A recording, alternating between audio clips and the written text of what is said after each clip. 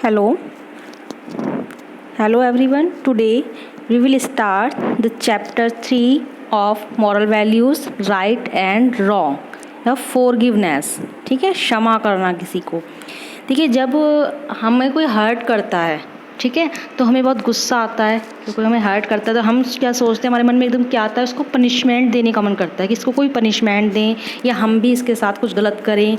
ठीक है, लेकिन बट जब फॉरगिवनेस है, जो क्षमा करना है, ठीक है, वो कहीं उससे बढ़कर है. अगर हम उसे क्षमा कर देते हैं, माफ़ कर देते हैं उस चीज़ को लेकर, तो उसमें कहीं ना कहीं हमारा बड़प्पन होता है. वो चीज़ अच्छी होती है, उसमें हमारा कड़वाहट जो होती है वो कम हो जाती है. ओके, और उसे अपना कहीं ना कहीं उस व्यक्ति पर्सन को अपने आप एक रियलाइज़ होता है कि मतलब मैंने इसको हर्ट किया और तब भी इसने कुछ नहीं किया, तो उसे कहीं ना कहीं ये चीज़ फील होती है. ठीक है, तो उसी के बारे में ये चैप्टर है आपका. इसमें एक स्टोरी है. देखिए, in the famous monastery of Sikkim, एक मोनेस्ट्री है सिक्किम की जिसमें आपकी पिक्चर दी हुई है. मैनी मॉन्क्स, जो साधु संत होते हैं, मोनेस्ट्री मतलब जहाँ पर वो एक साथ रहते हैं. ठीक है, many monk students live together and studied Buddhism under the guidance of their Buddhist leader and mentor हॉशिन.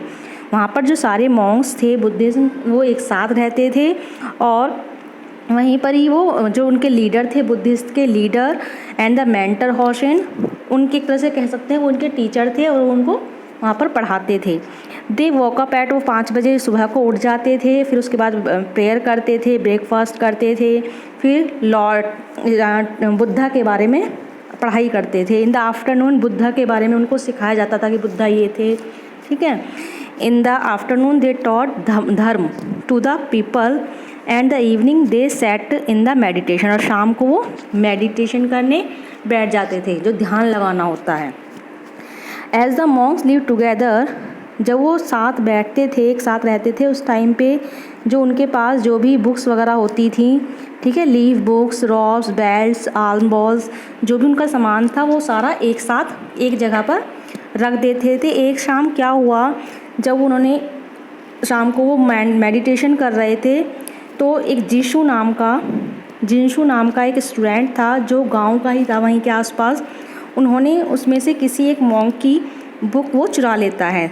ठीक है, तो जो मॉन्क्स होते हैं वो इस मैटर को अपने लीडर के पास लेके जाते हैं और उनको बताते हैं और उनसे रिक्वेस्ट करते हैं कि इसको पनिशमेंट दी जाए. जो मॉन्क लीडर है, हर्ड अबाउट द इंसिडेंट, वो सारा वो सुनता है और उसको इग्नोर कर देता है. जिंसू जो है फिर से वही रिपीट करता है, वो फिर से चोरी करता है, वो फिर से उसको इग्नोर कर देते हैं. वो फिर बताते हैं मॉन्क जो हैं, वो फिर इग्नोर कर देते हैं. इस तरह से 2-3 बार चलता है. तो उनको जो मॉन्क्स होते हैं उनको गुस्सा आता है कि हमारी तो सुन ही नहीं रहे हैं लीडर जो हैं, और वो तो उसको कुछ पनिशमेंट ही नहीं दे रहे हैं, जबकि वो हमारे साथ हमारी चीज़ें चुरा रहा है. ठीक है, तो वो क्या करते हैं, उसको एक रिटर्न में, पैटिशन होता है आपका, रिटर्न में एक एप्लीकेशन लिख के देते हैं कि या तो आप उनको पनिशमेंट दीजिए, अदरवाइज़ हम जो है इसको आपकी मोनेस्ट्री हम छोड़कर जा रहे हैं. ठीक, asking the dismissal of the thief, ठीक है, ये तो हमने बता दिया, या तो वो छोड़कर जा रहे हैं. When Hoshin the monk leader read the petition, जब वो पढ़ता है, जो लीडर है, जब वो उनकी एप्लीकेशन पढ़ रहा होता है तो वो सबको बुलाता है, उस टाइम पे सबको अपने पास बुलाता है. यू आर वाइज, वो बोलता है कि तुम सब जो हो बुद्धिमान हो. Then he continued, you all know, तुम्हें को सबको पता है कि क्या ठीक है क्या गलत है, लेकिन वो जो बच्चा है उसको ऐसा कुछ नहीं पता है अभी, और वो बहुत गरीब है. लेकिन जब तुम यहाँ से चले जाओगे, तुम जाना चाहो तो जा सकते हो, क्योंकि तुम्हें अपना अच्छा बुरा पता है कि हमारे लिए क्या ठीक है क्या गलत है. लेकिन वो जो बच्चा है उसको भी नहीं पता है.